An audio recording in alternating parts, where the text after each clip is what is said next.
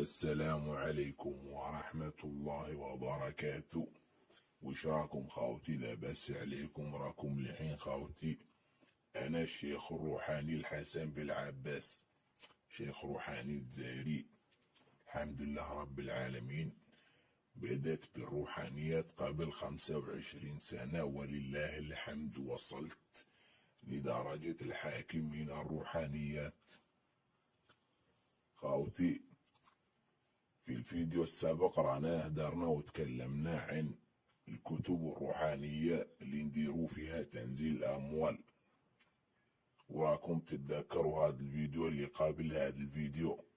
خاوتي نحن تكلمنا عن كتاب واحد والكتب هي 4. إن شاء الله تعالى دارك نتكلموا عن الكتاب الثاني ونرجعوا نذكروا أسماء الكتب. أول كتاب روحاني لتنزيل الأموال هو كتاب النمرود للسلطة والمال. ثاني كتاب نهدر عليه هو كتاب أطلس الروحاني الممنوع دوليا.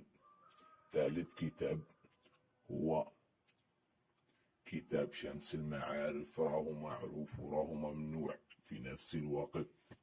وخاوتي رابع كتاب معانا هو كتاب الأحمر المتنمر، وهو راكم عارفين باللي هو أخطر كتاب موجود، وهو اللي نقدروا نديرو به تنزيل أموال في ساعة واحدة. وخوتي إن شاء الله تعالى نكمل موضوعنا. تاني كتاب هو كتاب أطلس الروحاني الممنوع دوليا. خوتي كتاب أطلس هو من كتابة أكبر روحاني عرفته الدنيا، وأول شخص قام بتحضير الجن لأجل تنزيل الأموال والسلطة. وهذا واحد الكتاب راهو كتب باللغة اللاتينية، وأحد طبعا الروحانيين العرب قام بترجمته.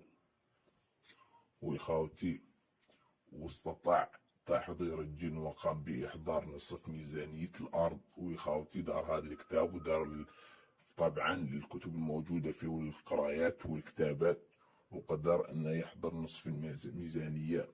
ومع الأسف خاوتي راهو مات. علاش مات يا شيخ الحسن بالعباس؟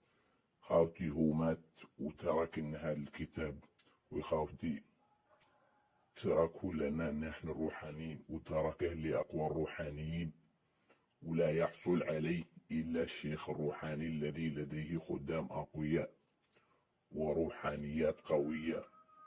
وخاوتي رانا هدرنا وتكلمنا عن كتاب أطلس وما هو الكتاب وكيفاش نديرو تنزيل الأموال بالكتاب. وخاوتي ومن هو الكاتب الخاص به وكيفاش نحصلوا على الأموال من الجن. خاوتي داك ما نطولش عليكم، إن شاء الله تعالى